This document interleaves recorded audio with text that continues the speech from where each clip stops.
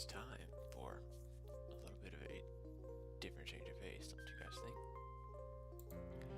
Hello, UPC fans and Phantom Force members. This is Phantom Base, your coach of the Newark Cosmogs, coming at you with our UPC Season 3 Semifinals team prep against our division rival, and this will be our third time facing them, the Anistar City Aggrons.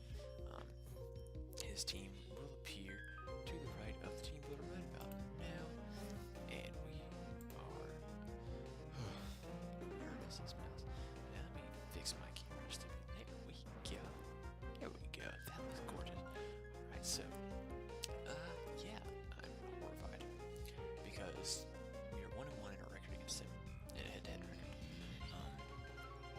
And yeah, there's first time is because he under-prepped for us. Second time is because we under-prepped for him. And also, I really just think that we kind of botched our prep a little bit. It was kind of last second, so I would like to not have that issue a second time. So this time, I believe we came fully prepared for the team of Kieran Black, Mega Aggron, Arcanine, Raikou, Tentacruel, Flygon, Braviary, Reuniclus, Rodriguez, X-Cloud, and Golem, which his Z-Mons, if I remember correctly, are, let me take a double check just in case, because I don't want to be underprepared for this, because I'm under the assumption that it is Raikou. I know it's Arcanine, Braviary, X-Cloud. Ooh, X-Cloud could be an issue, but not to worry, we have quite a few ways to deal with everything on this team, as you will see very shortly. So, without any further ado, yes, I'm bringing back the face cam because I feel like it will work out. It'll just be a thing for now. So, I did not put a whole lot of thought into some of these preps. The only reason for that is because I felt like the necessary prep wasn't so much for me to calc out these crazy spreads that would live certain situational things. that I needed them to do a job, and that is what they're here for. So without any further ado, looking at this man's roster, I noticed first off that Mega Aggron has to come. 100% has to come, because it low-key just walls top with it. It's just straight up evil. I can't stand it, but that's how it is. This will also be the first time we don't bring Embor against him, and I think he's going to be over-prepared for it, and that might come into our favor. Because we have brought Embor both times, again, before now, he might be expecting it again, because it does pretty well against Mega Aggron. So I'm not bringing it. I'm bringing a very different team from what I brought before. And there is a reason for this. First off, we are bringing Rotom Wash. My mom is coming to hang out with us this time. Hopefully she'll help us win the match. We are a physically defensive Rotom Wash with Will-O-Wisp, Hydro Pump, Volt Switch, and Foul Play. Foul Play, I believe, is a roll to hit KO Kieran Black, which is absolutely lovely because we need that hard hitting, and that way if it's a sub Kieran, it cannot freely substitute on a Rotom. We will hit Foul Play on it and it will break the sub every time, guaranteed, no questions asked, just because it's got a ridiculously high base physical attack stat. It can't escape that. A Volt Switch for the initiative that we are going to need, and also because he has only one ground type, Flygon, and it cannot touch Rotom.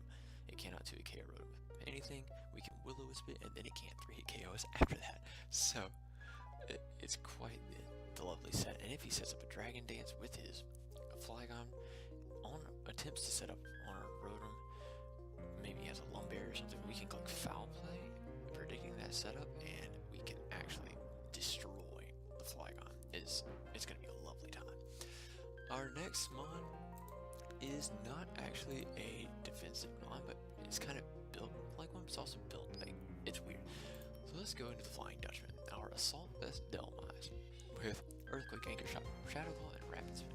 Max Attack Adamant, Max Special Defense, and 4 in Defense. We want this thing to live lots and lots of special hits while dealing out lots and lots of physical damage. Especially from the likes of Raikou. We can live many hits from Raikou, we can live a lot of hits from Tentacruel. We can live +2 Ice Beam from Kieran Black, I believe. Make a lot of hits from Reuniclus and proceed to smack the thing back. Anchor Shot is to trap things like Reuniclus. We can't trap Cofagrigus, obviously, which is nice because they can't trap us either. We could also trap the Tentacruel. We could trap the Raikou. Actually, trapping the Raikou would be lovely. He won't bring. I don't think he'll bring Volt Switch on the off chance that I could just easily switch in my Greg Norman over there, the Garchomp. But yeah. So this thing and Shadow Claws for a stab move that hits Reuniclus and Cofagrigus specifically. We need Rapid Spin to get rid of hazards. That is key to this match. And Anchor Shot also just does a crap ton of Kieran Black. I think it killed Kieran Black. Like, just because it's essentially a third stab, thanks to Steelworker. We also bring down Golem to its sturdy, I believe. We can two-shot Exploud. We can two-shot Braviary with this as well. But we won't stay in on Braviary. We also won't stay in on... we won't stay in on Flygon, because our dedicated switch to Flygon every time is going to be Rotom. Or if I think he's going to go for U-turn, we can go into Garchomp. But, so yeah, that's pretty much this thing's job, is to come in, take a special hit pretty well, and smack something really hard. Even if it's Arcanine, we can deal massive damage to it with an Earthquake on a prediction that he brings that in. And yeah, so our next mon is Mega Scizor. Johnny the Mega Scizor is coming back. We are bringing a very peculiar spread this week. We're bringing 240 in HP, 244 in speed, 24 defense with a careful nature, because I want to live hits on both sides. I want to get this is part of the late. This is part of the late game, and this is a lot of things that people forget about when they prep. I think is they forget about the late game, and I want Scizor paired with Tapu Lele to be the late game, my late game help. After we can get rid of this is one of my win conditions, and it doesn't have to be the killer, it just has to be the help. So this is a support Mega Scizor, obviously, with agility, baton pass, bullet punch, and knockoff. Knockoffs get rid of scarves on things. Bullet punch actually just nukes Kieran Black, as well as pretty much anything that isn't physical defensive. If I remember correctly, it also hits the Golem really hard, hits Flygon really hard, it hits Braviary really hard, hits Reuniclus kind of hard. Knockoff hits it, get rid of the item, which is what I wanted. See, I'm lucky that his Z-move mons aren't Raikou, Kieran Black, or Reuniclus. I don't know why he chose to set it up like that, but that is on him. Anyway, this Pokemon is speed creeping at. If I get up to +2, I believe. No, I don't. I outspeed a Scarf Kieran or a Scarf Flygon. I believe that's what I have with my investment. Because we don't really have a need to outspeed a Scarf Raikou. If he does bring that, good on him, but it doesn't really do much against my team. It's very easy to scout. Scarf Raikou would actually be better for me. And I don't. And this way I can also. And this is the thing. If I can get rid of the Arcanine over here, oh, I actually minimized. Oopsies. If we can get rid of the Arcanine, the Mega Aggron, and I don't even care about the Kieran Black, honestly. If I can get rid of Mega Aggron, Arcanine, and if Cofagrigus is there, Cofagrigus, that's how we're gonna win this. We can set up an agility on. We can honestly set up an agility on the Tentacruel pretty easily, actually very easily. Unless he's packing Haze, which is very interesting. He has not seen me bring setup yet, so this is going to be a very interesting setup indeed. We could honestly set it up on the Braviary. We could set it up on the Reuniclus, or even the Golem, I believe. And we could set up an agility, and if we think that it's too threatening to baton pass out, we will stay in and start hitting things. But I would like to baton pass into our win condition, which is Sophie, the Psychium Z Tapu Lele, who is packing Psychic Shadow Ball, Moonblast, and Taunt. We are modest max special attack with enough speed at +2 to outspeed a Scarf Raikou. That way it cannot set up subs on us for free. know this sounds very backwards logic here. The reason I say that is only because I don't want him bringing the Scarf Raikou. It doesn't matter that he does. Like, I don't want to be unprepared for it, you know? So that's why I'm speed creeping with Johnny Depp, Scarf Flygon, because that's more likely to me, in my opinion. That is more likely to me that he try to outspeed my Scarf Taco Lele. That makes sense. He can't outspeed my next mon, which is a Scarf Garchomp, as you guys could probably guess. But I'll explain that one in a second. But that's why I'm speed creeping that with this, because that is the biggest threat to this thing, is a fire punching Scarf Flygon. If I can baton pass out with it, I could even go into something like Rotom and actually do some decent damage with a lot of stuff.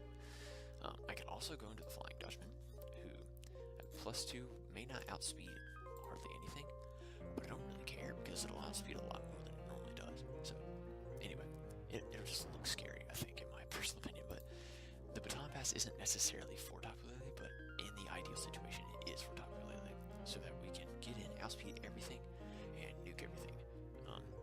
Because at my investment, we kill a Mega Aggron with a Psyche MZ, with a Shattered Psyche plus Psychic.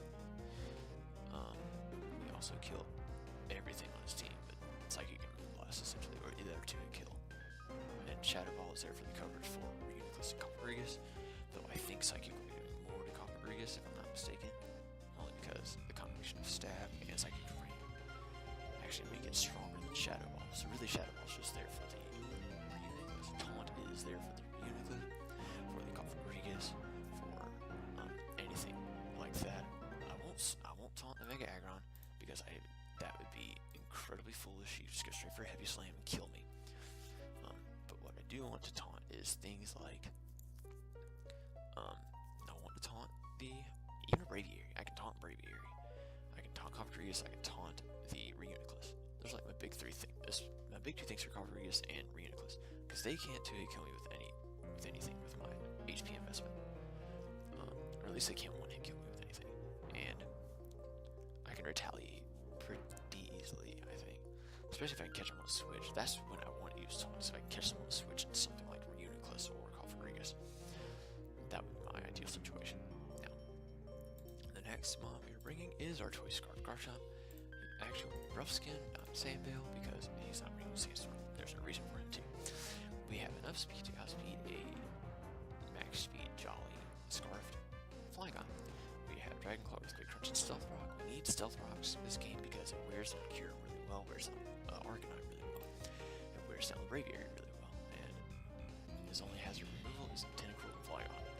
And he won't bring Tentacruel because he's scared of Tapu Lele and Garchomp and Megasis, where I don't see him bringing it. And I also got Milliwatt. He literally has 0 reason. I even have the Stank Rotom over here. He can't safely switch in anywhere. So if he does bring Tentacruel, that's just setup fodder for me, honestly, for my Sizzle. He can pack HP Fire, but Tentacruel's base special attack side is so terrible that it doesn't matter. It would have to be like a Life Orbs, or it would have to be like modest specs to do a decent amount of damage. Even then, at +2, I could just baton pass into Tapu Lele and just go from there. So yeah, anyway, this thing has Dragon Claw instead of Outrage because I do not want to be locked into a confusing move where I'm Scarfed, especially with the fact that he's just going to bring in Arcanine. And I think even with my investment, I come close to killing Arcanine. And after Rocks, I do 2-hit kill it with Earthquake. And if I have Psychic Terrain up, he cannot hit Extreme Speed on me. And if Psychic Terrain is not up and he does go for Extreme Speed, then he will die to the combination of one Earthquake, Recoil, or Rough Skin, then another Earthquake. So that's the big thing with that. Crunch is coverage for Reuniclus and Copperrigus because I don't need Rough Skin. Really, I don't need it. It's nice, but I don't need it. But I need Crunch for those two because it hits them incredibly hard. And my last mon is my check to is my specially defensive wall. And my check to Reuniclus and Copperrigus specifically, we have Celine Dion mellowed with with leftovers this time instead of an assault vest.